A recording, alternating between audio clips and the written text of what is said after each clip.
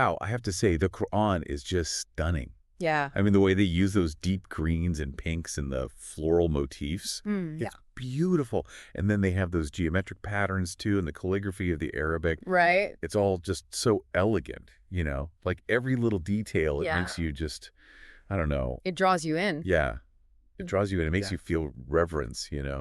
Exactly. It's like a gateway to right. the deeper spiritual message inside. And that's what we're going to be diving into today in this deep dive. Okay. We're going to try to understand the greatness of Allah as revealed through the verses of the Quran. Sounds good. So we're going to be focusing on 5 key things. Okay.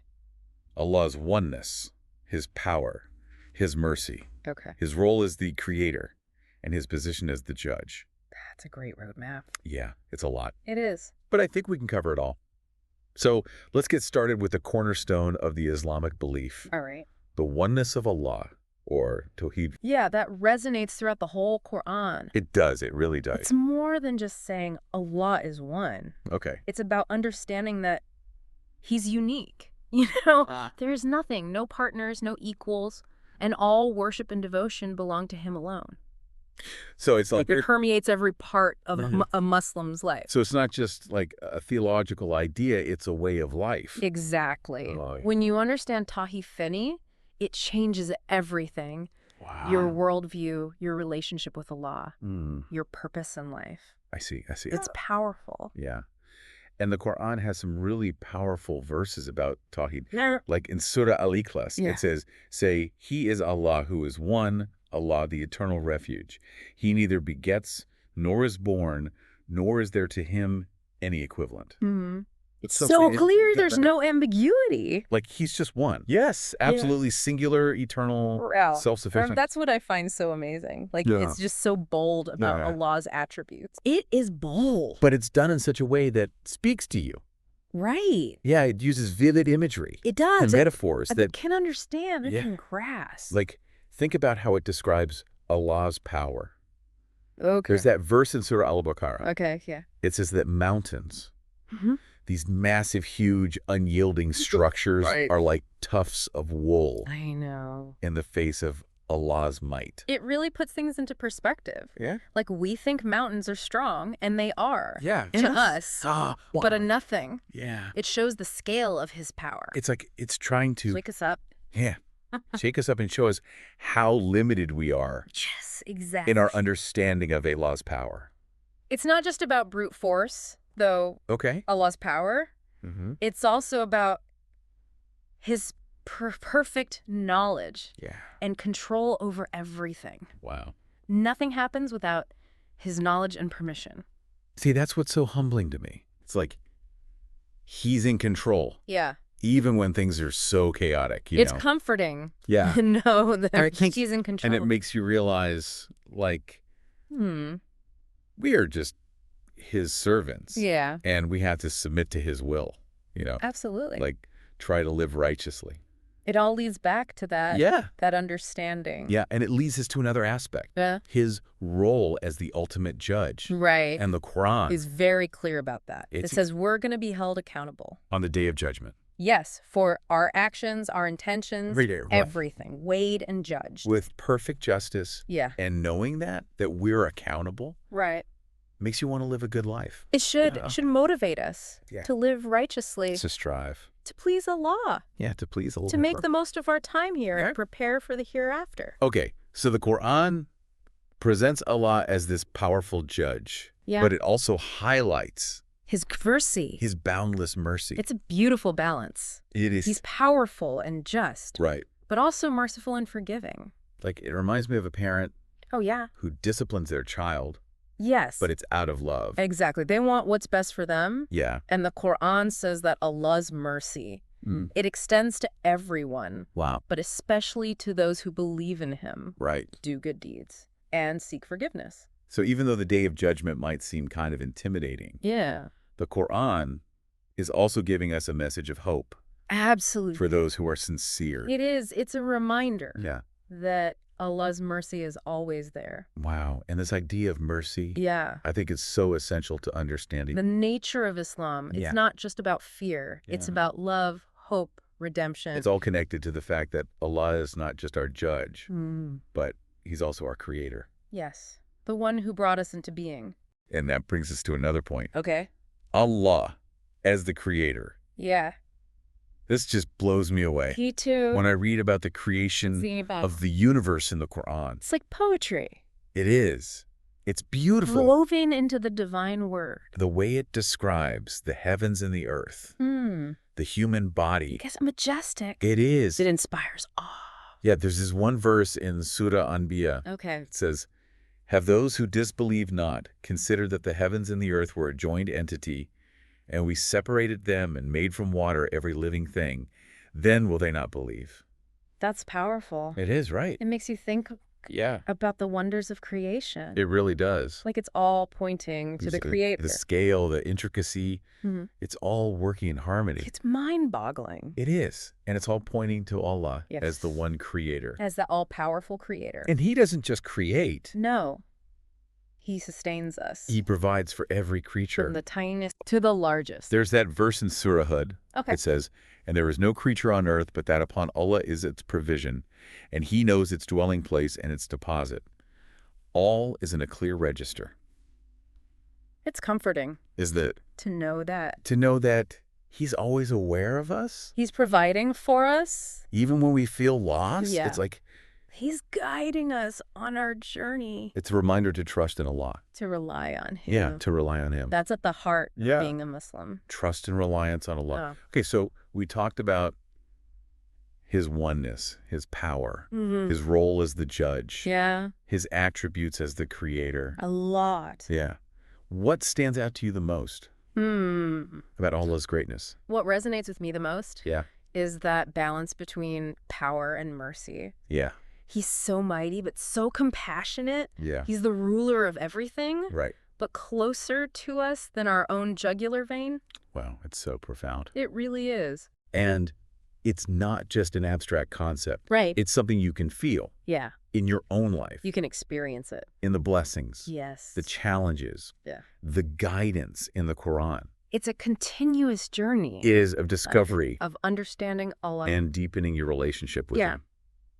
And that's reflected in the Quran itself, right? The structure, Yeah. the way the chapters connect. It's like a tapestry. It is a tapestry of divine wisdom, It's beautiful. all woven together. Wow. Yeah. So it's not just, A bunch of verses. yeah, It's a unified whole. right, Each part contributes to the message. to the overall message. Like you have the opening chapter, Al-Fatiha. Al-Fatiha, which sets the tone. Yeah. And then you move to, Surah Al-Baqarah. which goes into all these different topics. Faith, law, history. Yeah, it's like a roadmap It is a roadmap for life for navigating life. in this world and the next. And it's so fascinating how it gives you spiritual guidance. Yes, But also practical advice. it does. You know, like It covers everything. how to deal with people, Yeah. economic principle. Subcriminal conduct. It's incredible. It really is. It encompasses all of human existence. It provides a framework Yeah. for a righteous and meaningful life. And we've just started to explore it. Yeah. There's so much more to uncover. There's so many layers Yeah, there are so many layers. to delve into. We have a lot more to dive into. We do, and that's what makes it so exciting. Yeah. It's an invitation for everyone. To engage with the Quran. Yes. To discover its wisdom. And to connect with Allah. I love that. Yeah.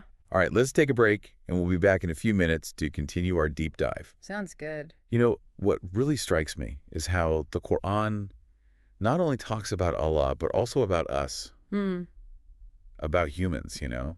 It's like it's holding up a mirror It is, yeah. to our hearts. It offers these really profound insights Yeah. into who we are. Our strengths, our weaknesses. Yeah. Our hopes, our fears. It reminds us that we're Yeah. complex, Right. capable of great things, but Are also prone to mistakes. prone to making mistakes. And it acknowledges our imperfections. Yeah. It doesn't shy away from the tough stuff. Right. Suffering, loss, temptation. Justice. all the things we all go through. Universal to the Yeah. human condition. And what's remarkable is, even though it acknowledges those challenges, it gives us a way to cope. It does. It reminds us that Allah is with us, Always guiding us, offering support. even in our darkest moments. The source of solace and strength. It doesn't give you easy answers. Right. Or like quick fixes. No. It just says, turn to Allah.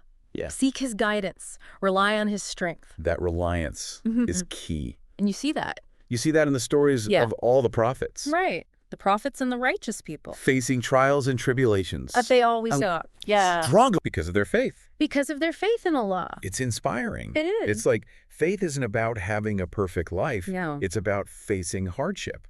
And finding that resilience. With strength. Yes. Trusting in his plan. Trusting in Allah's plan. Even when you don't understand. Yeah, even when we don't understand it. And that trust comes from understanding the teachings of the Quran. Living the Quran, not just reading it. Exactly. So how does the Quran encourage us to, to really engage with its teachings? Bring them to life. Well, one of the most fundamental ways is through reflection. Okay. And contemplation. Tadabbur. Tadabbur. Yeah, it's an Arabic word. Okay. And the Quran tells us over and over to think about the verses. Ponder them. Consider their meanings. Yeah. And learn from them. To let the words sink in. Yes. Let them penetrate your heart. Okay. Shape your actions. So it's not passive reading. No, it's active. It's engaging. Engagement, yes. And internalization. It's not a book to be consumed. Right. It's a book to be lived, wrestled with, pondered. And through that engagement, we can discover the wisdom. The guidance. It's like the Quran is a map. Yes. And Tadabbur is like studying that map. Studying the map. Understanding the contours. And then using it to navigate life. That's a great analogy. It is a journey. And that engagement takes different forms. Right. You have reciting the Quran. Tilawah. Yes. It's about experiencing the beauty of Allah's words. Through actually saying them. Yes, vocalization. And then there's memorizing the Quran. Hifz, which takes it to a whole other level. That's it's not just memorizing words. It's about internalizing the message. So deeply. That becomes a part of you. Yeah. Your guiding light. It's like carrying the Quran in your heart. Everywhere you go. I'm always so blown away by people who've memorized the entire Quran. It's incredible. It's a testament to their dedication. Their love for Allah's word. But engagement goes beyond. Right. Just reflecting. Beyond memorization. And reciting. It's about applying. Putting it into action. Yes. Walking the walk. Exactly. Not just talking the talk. The Quran gives us guidance on everything. Prayer, charity, family relations. It's a blueprint. Wow. For a righteous life. It's not just rules, though. No, it's about principles. You have to apply them. Thoughtfully. To your own life. Your own circumstances. Your own context. It's about aligning your life with Allah's will. Right. But also recognizing we're all on a journey. We're always learning. Learning, growing. Always more to learn and do. It's a lifelong process. Of striving. To get closer to Allah. Yeah. And we're not meant to do it alone. Right. The Quran emphasizes community. It does. Supporting each other. Building a just and compassionate society. Our actions have ripple effects. They do. They impact everyone. The Quran reminds us to be mindful of our interconnectedness. Yes. To strive for justice. Kindness. To speak truth to power. To create a world that reflects the values of Islam. Where compassion and mercy prevail. Yes. To really understand the Quran. You have to understand the context. Historical context. It emerged in 7th century Arabia. Yeah, a time of a lot of upheaval. Social, political. Spiritual. It was ripe for transformation. In a picture for me. Okay, so Arabia was a land of diverse tribes. Okay. They were often fighting. Polytheism was everywhere. Wow. Society was divided. And then the Quran came. It was like a beacon. Yeah. A call to unity. And it gave them a plan. A blueprint. For a just society. Yes. It's amazing how it spoke to those challenges. But it's still relevant today. It really is. It's divine origin. Yeah.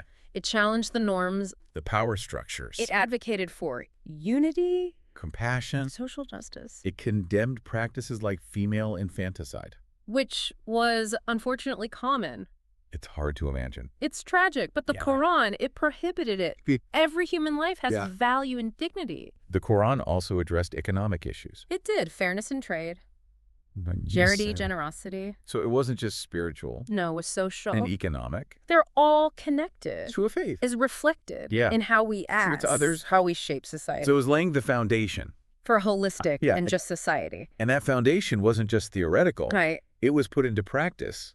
In Medina. In the first Muslim community. Yes, a model for future societies. Wow. What made it so groundbreaking? Its commitment to social justice and equality. Bringing together people. From all different backgrounds. Arabs, Jews, former slaves. All united under Islam. That's incredible. So revolutionary. It was. What were the guiding principles? The Quran laid out a system of governance, social welfare, conflict resolution. Based on fairness and compassion. The rule of law. Creating a society where everyone felt valued. Protected. Regardless of background. Yes. It's amazing how the Quran's message wasn't just words on a page. It had a real impact. It shaped the world. An impact that went far beyond Arabia. As Islam spread. It influenced everything. Science, philosophy. Art, architecture. Like what? Give me some examples. Think about all the Muslim scholars. Okay. Astronomy, mathematics. Brass. Optics. They preserved ancient texts. Wow. Translated them. Which helped with the Renaissance in Europe. It was a golden age. Very learning and culture. Inspired by the Quran. Driven by the Quran. The Quran encouraged observation. Reason, critical thinking. It's so modern. It's timeless. For such an old text. It speaks to everyone. Around the world. It still resonates today. I'm curious, what about interfaith dialogue? What role does that play? In understanding the Quran, it's crucial. It is. It creates a space for people of different faiths to engage with the Quran, to ask questions, to share own perspectives, to learn from each other. It can help break down misconceptions. It says respect, understanding between communities. It's about building bridges, yes, recognizing our common humanity.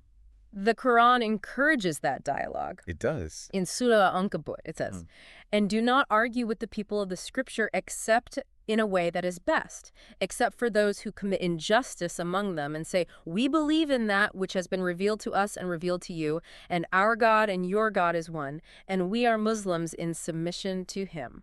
It's a beautiful call for peace. It is. For understanding. Respecting different beliefs. Yeah. Recognizing our shared humanity. And our submission to God. Yes. So engaging with the Quran can be a really good thing. It can be enriching. Yeah. For anyone. Even if they're not Muslim. It offers wisdom, guidance. Spiritual insight. For all of humanity. Even though it's sacred. Yeah. For Muslims. It can be appreciated by anyone. Who's open. Open to exploring. It's a gift to humanity. Guidance, inspiration, hope. For a better world. That's what it is. This conversation has been so eye-opening. It has. We've covered so much. Allah's attributes, the Quran's context. Its relevance today. It's been a journey. But we've only just begun. We've just scratched the surface. Yeah, the beauty of the Quran is its depth. Its complexity. It keeps giving. And contemplation. Yes. We'll continue our exploration in the next part. Okay. But before we move on, I have a question. Okay. Considering the historical context and the challenges today. Right. Conflict, division, inequality. How can the Quran's message of unity and compassion help us? That's a great question. It is, right. The Quran reminds us that despite our differences, we're all part of one family. One human family. Created by God. Bound by our humanity. Recognizing that can help us bridge divides. Foster understand. Cooperation. Across boundaries. It's like a blueprint for a better world. Even amidst the challenges. The Quran gives us guidance. Encourages conciliation. It encourages dialogue and rejecting prejudice and discrimination. Timeless principles. For our interconnected world. Exactly. Okay, so we're back and ready to continue our deep dive into the Quran. In parts 1 and 2, we explored a lot about the greatness of Allah, His creation, the Quran's history, and its influence on the world. It's been quite a journey. It really has. I'm excited to dive into some of the key themes and teachings. Yeah, what makes it so timeless? Exactly. So where should we start? Well, one theme that stands out is the concept of guidance. Guidance. The Quran is often called al-Huda. Al-Huda. Which means the guidance. So it's like its purpose. Its central purpose, To guide humanity. It offers guidance on everything. Like what? Our relationship with Allah, our ethics. Okay. Our understanding of the world. It covers it all. And it does it in so many different ways, right? It does. It uses commandments, Okay. prohibitions, parables, stories, Historical accounts. even scientific insights. It's like a multifaceted gem, I love that analogy. with each facet showing a different, Aspect of wisdom. of divine wisdom, It invites us to explore, to find the guidance that speaks to us. to delve deeper. There's that verse in Surah Al-Isra that says, "And we have certainly made the Quran easy for remembrance, so is there any who will remember?" It's an invitation from Allah Right. to turn towards His guidance, To remember Him. to live by His teachings. So it's not just about reading No, it's about embracing it. as a way of life. A way of life, yes. But accepting that guidance takes effort, doesn't it? It does, sincerity. A willingness to change. Aligning your actions Your thoughts, your intentions. with Allah's will It's about living a life that pleases Allah. and brings you closer to Him. And that journey of striving to align our lives with His will. It's connected to another theme, which is faith, iman. Iman now, no. It's a foundation. Of Islam. Yeah, believing in Allah. His prophets, His books, His angels, the day of judgment. divine decree It's a complete surrender. to the rule of Allah. It changes how you see the world, Your place in it. how you live your life. Giving it meaning and purpose. The Quran says that true faith, it's more than just words, It has to be reflected in our actions. in how we interact with the world. Walking the walk. Exactly. Not just talking the talk. True believers Yeah. not only say they believe, They also live by it, show it through their actions. they strive to do what's right.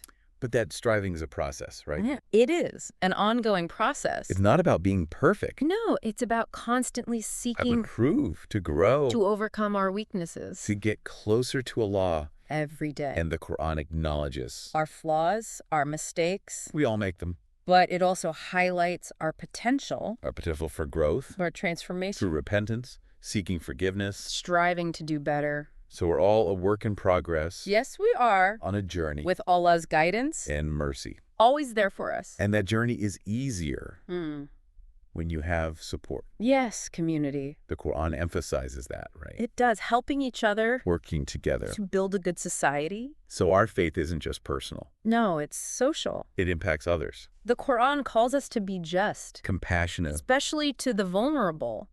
So true faith is about How we treat others, especially those in need. social justice, Standing up for the oppressed, creating a world where everyone is of treated. dignity and respect. It's so inspiring It's a blueprint, for a just and equitable world. and it reminds us Yes. that our actions Yeah. have consequences. The day of judgment. Ooh, We'll be held accountable. for everything, our actions. Our intentions, our choices. It's a sobering thought. But it motivates me. To live with intention. Yeah. To make good choices. To align your actions with your beliefs. Knowing that we're accountable to Allah. It gives life purpose. And it's not just about judgment. No? The Quran also emphasizes Allah's mercy. and forgiveness. It's that balance again. Justice and mercy. Accountability and forgiveness. It's a reminder. That even when we mess up, Yeah. Allah's mercy is there For those who are truly repentant, and want to change. it's a message of hope. It is at the heart of Islam. And speaking of beauty, Mm, the Quran itself is beautiful. that's powerful. The way it uses language, The stories, the parables, the history, the lessons. it's filled with imagery and metaphors. It makes you want to keep reading. To reflect, And the Quran emphasizes knowledge. understand it It encourages us to learn, in all its forms, to think about creation, to use our intellect. to get closer to Allah. So seeking knowledge is a form of worship. It is. Wow. Knowledge helps us understand the world Appreciate all this and creation. become better people. It's like lifelong learning, It is an invitation to explore. and that has shaped Islamic history, It has so many Muslim scholars, contributing to science, mathematics, medicine, philosophy, driven by the Quran to seek knowledge. and understanding It's amazing how those principles from so long ago are still relevant. for Muslims today. That's the beauty of the Quran. Yeah. It's a living text It speaks to everyone. across time and cultures, It's been so enriching. talking about these themes. Faith, good deeds, justice. Accountability, knowledge, guidance. It's all woven together like a tapestry with so much meaning. and beauty It's like a guide, for a source of comfort and hope. for a better world. It is. We've reached the end of our deep dive, and I'm just in awe. Yeah. I'm inspired. Me too. I have renewed appreciation for the Quran. It's a gift. It keeps revealing new things. With each reading. With the journey of discovery. Of deepening our connection with Allah. And striving to live a good life. A life that reflects the Quran. That's beautiful. Thank you for joining us on this deep dive. It was my pleasure. We hope you're inspired to explore the Quran for yourself. To find your own connection with Allah. May Allah guide us all to the straight path. And grant us understanding and wisdom. Ameen. Ameen.